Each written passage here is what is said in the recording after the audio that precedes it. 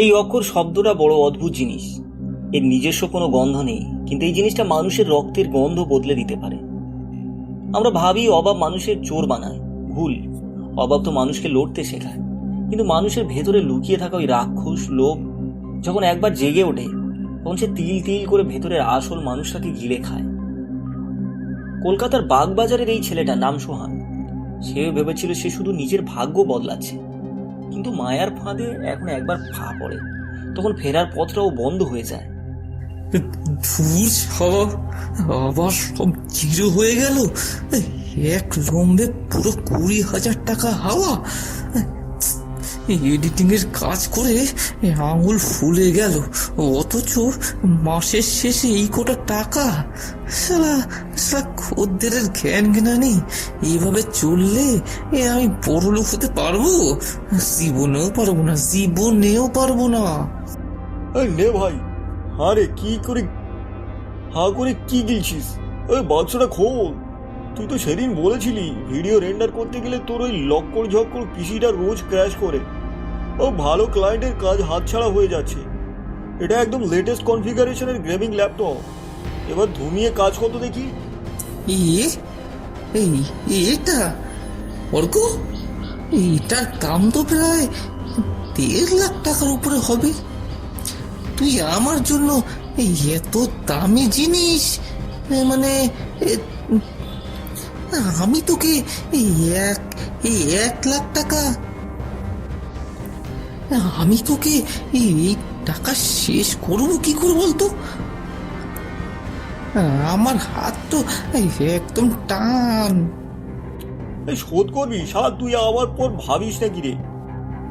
ছোটবেলায় যখন বাগবাজারের ঘাটে হাফ টিকিটের হাফ টিফিন ভাগ করে খেতাম, তখন হিসাব করতিস?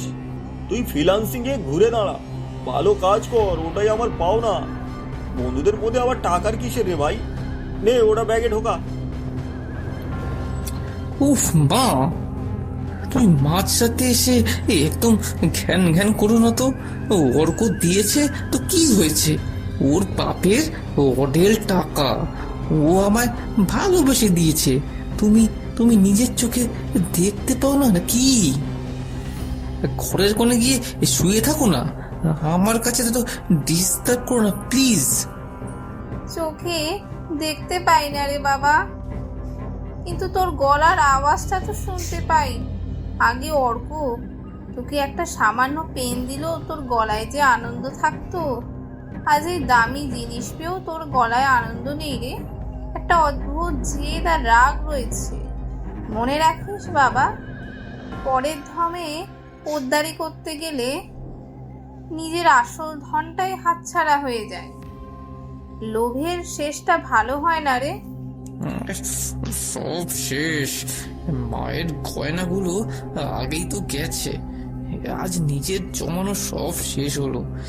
এই ল্যাপটপটা, হ্যাঁ এই নতুন ল্যাপটপটা যদি আমি হাফ দামে মার্কেটে বেচে দিই, অন্তত 70,000 টাকা পাবোই পাবো। সেই টাকা ট্রেডিং এ লাগালে এক রাতে ডবল হয়ে যাবে। ও অর্ককে বলে দেবো লোকাল ট্রেনে আসার সময় আমার ব্যাগটা ছিনতাই হয়ে গেছে। ও তো সরল বোকা, আমায় আমায় ঠিক বিশ্বাস করেই নেবে। লোভের খিদে এমন খতরনাক জিনিস মশাই। প্রথমবার হেরে গেলে মানুষ পালায় না, সে আরো বড় বাজি ধরার জন্য মরিয়া হয়ে ওঠে। সোহানও তাই করলো। বন্ধুত্বের পবিত্রতার উপহারটাকে সে এক নিমেষে টাকার দাঁড়িপাল্লায় তুলে দিল। কিন্তু সে জানতো না সে এই মিথ্যের পাহাড় তাকে কোন অতলে তলিয়ে নিয়ে যাচ্ছে। বিশ্বাস কর অর্ক, আমি তোকে মুখ দেখাতে পারছিলাম না রে। এই রাতে শিয়ালদা স্টেশন থেকে চড়ার সময় ভিড়ের মধ্যে কে বা কারা আমার ব্যাগটা কেটে নিয়ে ওরা পালালো। আমি আমি জিআরপিতে ডায়েরিও করেছি, কিন্তু ওরা বললো পাওয়ার আশা নাকি খুব কম।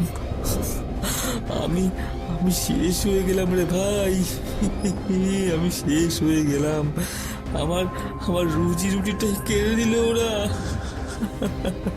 এই ধুর পাগল, তুই এই সামান্য একটা ল্যাপটপের জন্য এভাবে ভেঙে পড়ছিস? এই ওটাতে একটা জিনিস মাত্র, আজ আছে কাল নেই। তোর কোনো ক্ষতি হয়নি তো? চোর ছ্যাঁচোরেরা ছুরি টুরি চালায়নি তো তোর উপর? না, ওসব কিছু হয়নি, কিন্তু কিন্তু আমার কাজটার কি হবে? ক্লায়েন্টদের ডেলিভারি দিতে পারছি না রে। রনি, এই একবার আমার কেবিনে এসো তো। রনি, আমাদের স্টক থেকে একটা নতুন ল্যাপটপ এখনই সোহানকে ইস্যু করো। আর শোনো, ওই ক্যাশ থেকে ওকে 30,000 টাকাও দাও। ওর ইদানিং খুব হাত রান চলছে। মিথ্যার একটা অদ্ভুত নিয়ম আছে। একটা মিথ্যাকে ঢাকতে গেলে মানুষকে আরো 10টা বড় মিথ্যে বলতে হয়। সোহান ল্যাপটপ বেঁচেছিল বড় লোক হতে, কিন্তু জুয়া লোভে সাগরে সে এমন ভাবে ডুবলো যে পাওনাদাররা এখন তার দরজায় কড়া নাড়ছে।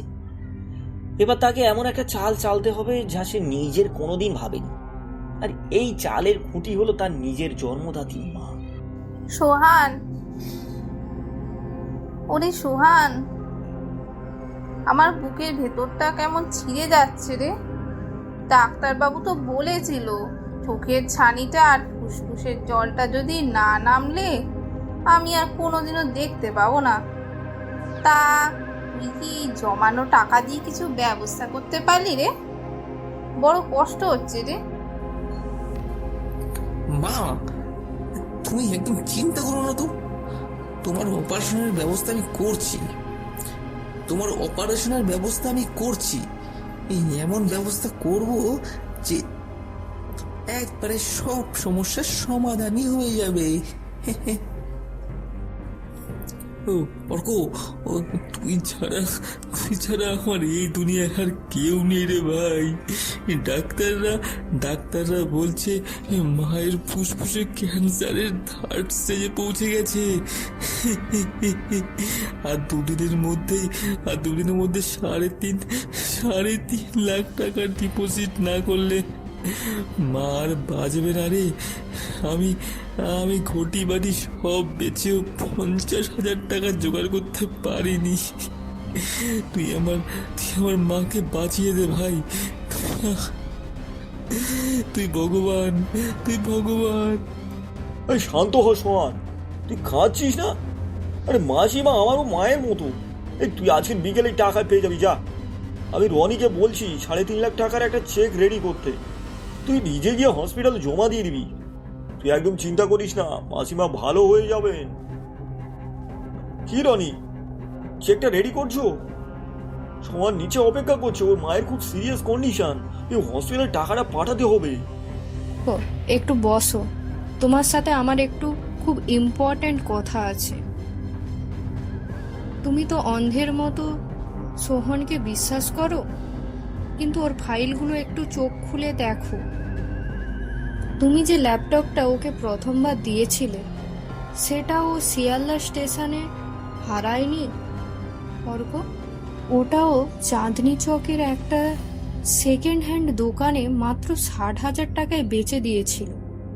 ওই দেখো দোকানে সিসিটিভি ফুটেজের রসিদ আর ওই হসপিটালের বিলটা ও তোমাকে দিয়েছে। আমি ক্রস চেক করার জন্য ওই হসপিটালে ডিরেক্টরকে ফোন করেছিলাম। ওখানকার সিস্টেমে সুরমা দেবী নামে কোনো পেশেন্ট ভর্তি হয়নি। এই পুরো লেটার হেড আর বিলটা চাল সোহন নিজেই একটা সাইবার ক্যাফে থেকে বানিয়েছে। কি বলছিস রনি? সোহান আমার ছোটবেলার বন্ধু, ও নিজের মায়ের মিথ্যা ক্যান্সার গল্প ফাঁদলো টাকার জন্য?